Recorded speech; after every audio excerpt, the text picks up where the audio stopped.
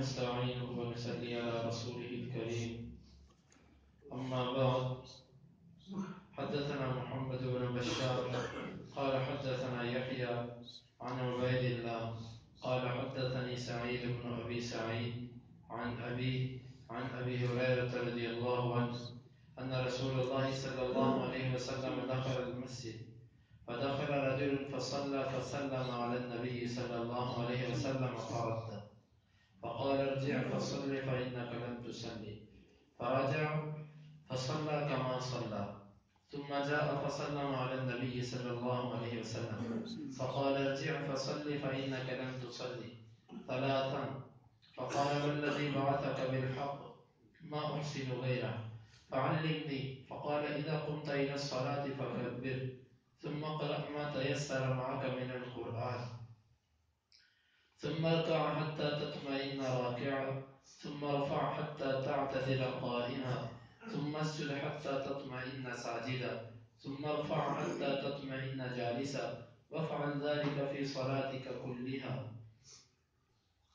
امام بخاری فرماتے ہیں کہ ہمیں بیان کیا محمد بن بشار نے، وہ کہتے ہیں ہمیں خبر دی، ہمیں بیان کیا یحییٰ نے عبید اللہ سے، اور وہ کہتے ہیں مجھے بیان کیا سعید بن ابی سعید نے اپنے باپ سے، اور وہ صحابی رسول ابو ہریرہ رضی اللہ عنہ سے، کہ بے شک رسول اللہ صلی اللہ علیہ وسلم مسجد میں داخل ہوئے تو ایک آدمی بھی مسجد میں داخل ہوا، بس اس آدمی نے نماز پڑھی اور اللہ کے نبی پر آ کر سلام کیا، آپ نے اس کو لوٹا دیا اور فرمایا کہ جا تو نماز پڑھ، یقیناً تو نے نماز نہیں پڑھی۔ وہ آدمی لوٹا، اس نے پھر نماز پڑھی جس طرح کہ اس نے پہلے نماز پڑھی تھی، پھر وہ آیا اللہ کے رسول کو سلام کیا، آپ نے فرمایا جا واپس جا تو نماز پڑھ، یقیناً تو نے نماز نہیں پڑھی۔ 3 دفعہ آپ نے اس کو ایسے کہا۔ بس اس نے کہا اس ذات کی قسم کہ جس نے آپ کو حق دے کر بھیجا ہے، میں اس سے اچھی نہیں پڑھ سکتا، پھر آپ مجھے سکھا دیجیے۔ آپ نے فرمایا کہ جب تو نماز کے لیے کھڑا ہو، نماز کی طرف کھڑا ہو، فکبر، تو اللہ اکبر کہے، ثم قرأ ما تيسر معك من القرآن، پھر جو تیرے ساتھ قرآن میں آسان ہے اس کو تو پڑھ، پھر تو رکوع کر حتیٰ کہ تو اطمینان کے ساتھ رکوع کرنے والا ہو، پھر تو اپنے سر کو اٹھا یہاں تک کہ تو بالکل سیدھا کھڑے ہونے والا ہو، پھر تو سجدہ کر یہاں تک کہ تو اطمینان سے سجدہ کرنے والا ہو، پھر تو اپنے سر کو سجدے سے اٹھا یہاں تک کہ تو اطمینان سے بیٹھنے والا ہو، اور اپنی ساری کی ساری نماز میں تو ایسے ہی کیا کر۔ یہ حدیث مشہور ہے محدثین کے ہاں حدیث مسیء الصلاۃ کے نام سے۔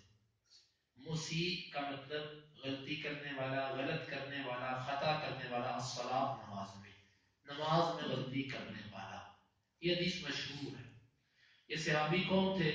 ان کا نام خلاد بن رافع ہے، خلاد بن رافع رضی اللہ عنہ۔ آپ نے سنی حدیث کہ نبی صلی اللہ علیہ وسلم مسجد میں تشریف لائے، یہ بھی آیا، اس نے اللہ کے نبی کو آ کر سلام کیا، نماز پڑھی اور آپ کو سلام کیا۔ آپ صلی اللہ علیہ وسلم نے اس کو کہا کہ تو واپس جا، تو نے نماز نہیں پڑھی، حالانکہ اسے نماز پڑھی تھی، آپ نے فرمایا تو نے نہیں پڑھی۔ مطلب یہ کہ جب تک نماز نبی صلی اللہ علیہ وسلم کے طریقے کے مطابق نہ پڑھی جائے وہ شمار نہیں کی جاتی، فرمایا تو نے نماز نہیں پڑھی۔ 3 دفعہ اس کے ساتھ یہ معاملہ ہوا، 3 دفعہ اس سے نماز پڑھی، آپ نے تینوں دفعہ اس کو یہ کہا کہ تو نے نماز نہیں پڑھی۔ اس سے کہا اللہ کے رسول پھر مجھے بتلائیے کہ میں کیسے نماز پڑھوں، اس سے اچھی تو میں نماز نہیں پڑھ سکتا، اس ذات کی قسم جس نے آپ کو بھیجا میں اس سے اچھی نماز نہیں پڑھ سکتا۔ آپ نے پھر اس کو کمزوریاں بتلائیں، آپ نے فرمایا کہ جس وقت تو نماز کی طرف آئے تو اللہ اکبر کہے، تکبیر تحریمہ، اور اس کے بعد ثم اقرأ ما تيسر معك من القرآن، پھر جو تیرے لیے آسان ہے قرآن میں سے تو اس کو پڑھ، پھر اس کے بعد تو رکوع کر، اطمینان سے رکوع کر، جلدی نہیں، پھر تو اس کے بعد کھڑا ہو، اطمینان سے کھڑا ہو، جلد بازی نہیں، پھر تو سجدہ کر، اطمینان سے سجدہ کر، پھر تو اٹھ، اطمینان سے اٹھ، اور ساری نماز میں اسی طرح کر۔ ابھی اس حدیث سے چند باتیں معلوم ہوئی۔ سب سے پہلے امام بخاری کے اس حدیث کو لانے کا مقصد کیا ہے؟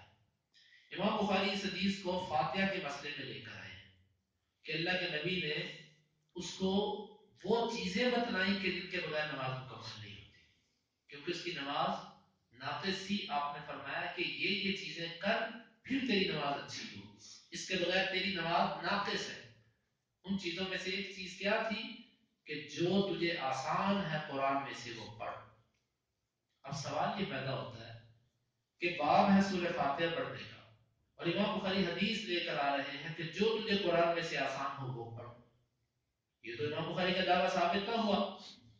تو جواب اس کا یہ ہے کہ اسی حدیث کے ابو داود کے اندر جو لفظ ہیں وہ یہ ہے کہ اللہ کے رسول نے اس سے کہا تھا ثم قرأ بأم القرآن، پھر تو سورہ فاتحہ پڑھ، ام القرآن پڑھ۔ تو معلوم ہوا کہ ما تیسر سے مراد سورہ فاتحہ، ما تیسر سے مراد سورہ فاتحہ ہے، کیونکہ قرآن کی آسان ترین صورت ہے، ہر ایک کو آسانی سے یاد ہوتی ہے۔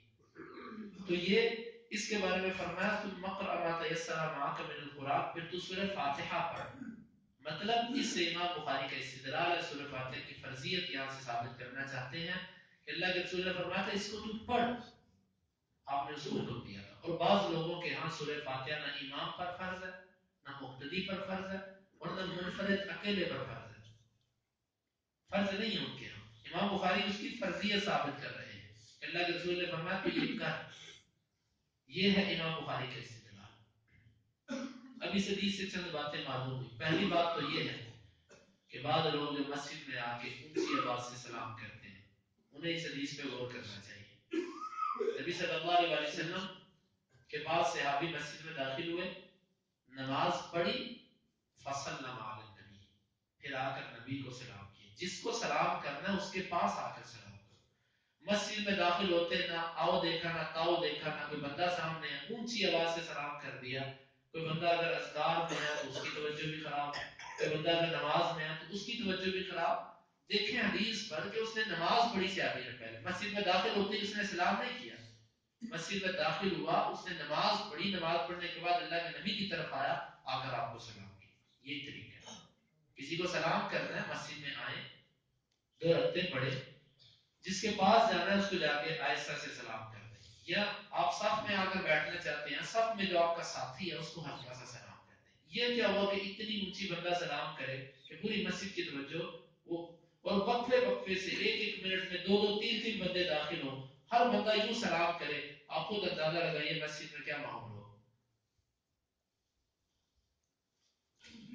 بعض لوگ اس سے دلیل پکڑتے ہیں کہ عبداللہ بن مسعود رضی اللہ عنہ نے اللہ کے رسول کو سلام کیا، اللہ کے رسول یوں جواب دیا کرتے تھے۔ بھئی مانا ہم اس کے منکر نہیں ہیں، اس کا انکار نہیں ہے، لیکن یہ اونچی آواز سے سلام کرنا مسجد کے اندر یہ کون سا طریقہ؟ اگر یہ طریقہ صحابہ کے ہاں معروف ہوتا تو حدیث میں اس کا ذکر ہوتا۔ وہ دن میں 5 وقت مسجد میں آتے تھے، بلکہ اس سے زیادہ مسجد میں آتے تھے، کم از کم ایک دفعہ تو کوئی نقل کرتا کہ وہ مسجد میں داخل ہوتے اونچی سلام کیا کرتے تھے، ایک دفعہ بھی ایسے نہیں۔ اس لیے سلام کا طریقہ یہ نہیں کہ مسجد کے دروازے میں داخل ہو اونچی آواز سے سلام چھوڑ دو، بلکہ جس کے پاس آپ نے آ کر بیٹھنا اس کے پاس آ کر ایسا سے سلام کرنا، یہ سلام کا طریقہ، یہی یہاں سے معلوم ہوتا ہے۔ دوسری بات کہ جس کی نماز نبی کے طریقے کے مطابق نہیں، نبی نے اس کی نماز کو ریجیکٹ کر دیا۔ اب یہ نماز پڑھنے والا صحابی ہے نمبر 1، جس کو اللہ نے کہا کہ رضی اللہ عنہ ورضوا عنہ، اللہ اس سے راضی ہوا، اللہ سے راضی۔ نمبر 2، یہ نماز مسجد نبوی میں پڑھی گئی، جس مسجد میں ایک نماز پڑھنے کا 1000 نماز پڑھنے کے برابر اجر ملتا ہے۔ نمبر 3، یہ اس زمانے میں پڑھی گئی جو زمانہ بہترین زمانہ تھا، آپ نے فرمایا زمانوں میں سے بہترین زمانہ میرا زمانہ ہے۔ جب سے اللہ نے کائنات کو پیدا کیا سب سے بہترین زمانہ محمد صلی اللہ علیہ وسلم کا زمانہ ہے۔ اور اس کے بعد چوتھا کرینہ یہ ہے کہ اس نے رسول اللہ صلی اللہ علیہ وسلم کے سامنے پڑھی، عظیم ترین شخصیت کے سامنے سے نماز پڑھی، 4 قسم کے کرینے اس کے پاس موجود ہیں، 4 قسم کے اعزازات اس کے پاس ہیں۔ خود صحابی مسجد نبی میں پڑھی، بہترین زمانے میں پڑھی، نبی کے سامنے پڑھی، اس کے باوجود آپ نے فرمایا تیری نماز نہیں۔ اگر میں اور آپ آج کے دور میں یہ نماز پڑھیں، اور میرے اور آپ کے خاتمے کا اللہ کو پتہ ہے، اور ایسے امام کے پیچھے پڑھیں گے جس کو خود پتہ نہیں کہ میں کیا پڑھ رہا ہوں، اور نماز بھی ہماری اس طریقے سے ہو جو نبی کا طریقہ نہیں، اور پھر جان بوجھ کر کچھ چیزوں کو نظر انداز کریں، جان بوجھ کر کچھ چیزوں کا سہارا لے کر چھوڑیں، خیر ہے وہ بھی نہیں کرتا، وہ بھی نہیں کرتا، اگر وہ نہیں کرتا تو میں بھی نہیں کرتا، میں بھی اس کے ساتھ ہی ہوں.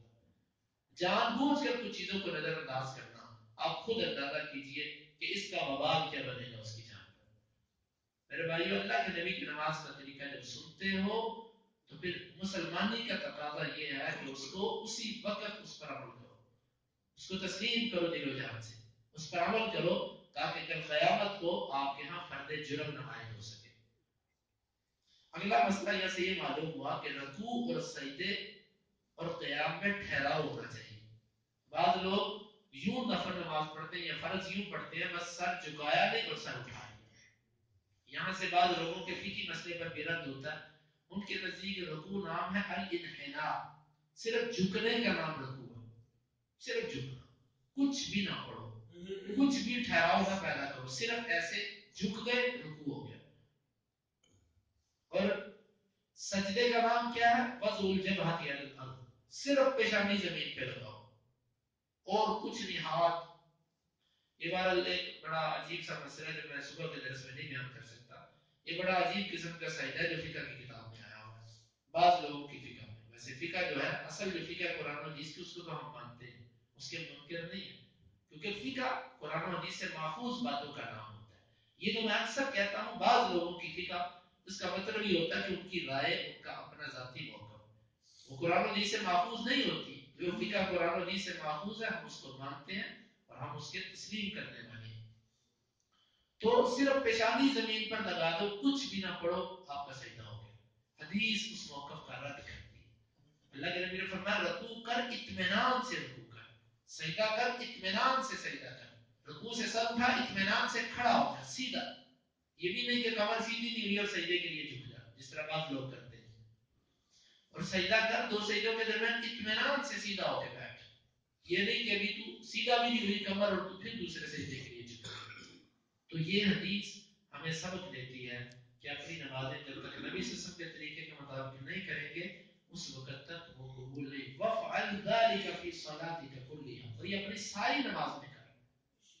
یہاں سے ایک اور مسئلہ یہ بھی یاد رکھیے، بعض لوگوں کی فقہ میں صرف پہلی 2 رکعتوں میں امام پر قرات واجب ہے، فرض نہیں واجب ہے. واجب وہ ہوتا ہے جس کے بغیر نماز ہو جاتی ہے، قرات واجب ہے پہلی 2 رکعتوں میں، آخری 2 رکعتوں میں نہیں ہے. آخری 2 رکعتوں میں بقدر قرات خاموشی ہے، اتنی دیر خاموش رہو جتنی دیر قرات ہو سکتی ہے. قرات نہیں آخری 2 رکعتوں میں. کھولیے ہدایہ اور دیگر فقہ کی کتابیں، اس میں یہ لکھا ہوا ہے. امام بخاری اس حدیث سے ان کا بھی رد کر رہے ہیں کہ نبی نے اس کو کہا تھا اپنی ساری کی ساری نماز میں یوں کر، یعنی آخری 2 رکعتیں ہوں کہ پہلی ہوں، آخری 1 رکعت ہو کہ جو بھی ہو، پوری کی پوری نماز کے اندر سورہ فاتحہ فرض ہے. ہمارا یہ موقف ہے کہ ہر رکعت کے اندر سورہ فاتحہ فرض ہے. اور بعض لوگوں کے ہاں قرات واجب ہے، وہ بھی صرف پہلی 2 رکعتوں، آخری 2 رکعتوں میں تشہد کے بعد یا 1 رکعت میں واجب نہیں ہے قرات. اسی لیے شاید آپ نے کبھی دیکھا ہو آخری 2 رکعتیں بڑی مختصر پڑھاتے ہیں. کیوں؟ ان کے دن مولویوں کو اس مسئلے کا پتہ، وہ اٹھتے ہیں چپ کر کے کھڑے ہوتے ہیں اور ساتھ ہی رکوع کر دیتے ہیں، پڑھنا جو کچھ ہے اور نماز ہو گئی ان کے. تو یہ حدیث اس موقف کی تردید کرتی ہے، رد کرتی ہے. اللہ رب العزت سے دعا ہے کہ اللہ تعالیٰ کتاب و سنت کو سمجھنے کی اور اس پر عمل کرنے کی توفیق عطا فرمائے. اس سے یہ بھی معلوم ہوا کہ ایک استاذ کو یہ چاہیے کہ اپنے مقتدی کی، اپنے شاگردوں کی نمازوں کی اصلاح کرے، ان کا خیال رکھے. ایک چیز اگر وہ غلط کرتے ہیں تو بار بار اس پر ان کو ٹوکے، بار بار ان کی نصیحت کرے. اور شاگرد کا بھی یہاں سے ادب معلوم ہوا کہ اس کو چاہیے کہ آگے سے بحث نہ کرے، اس کو چاہیے کہ یہ کہے جب استاد دلیل پیش کر رہا ہے، ہاں ایک بغیر دلیل کے بعد، بغیر دلیل کے بعد نہ تسلیم کرو. لیکن اگر کوئی دلیل سے بات کر رہا ہے تو شاگرد کا حق بنتا ہے کہ وہ اس سے استاد سے کہے کہ آپ مجھے سمجھا دیجئے، طریقہ سمجھا دیجئے، مجھے سمجھ نہیں آ رہا. اللہ رب العزت اس پر عمل کی توفیق عطا فرمائے. اللهم انفعنا بما علمتنا وعلمنا ما ينفعنا وزدنا علما.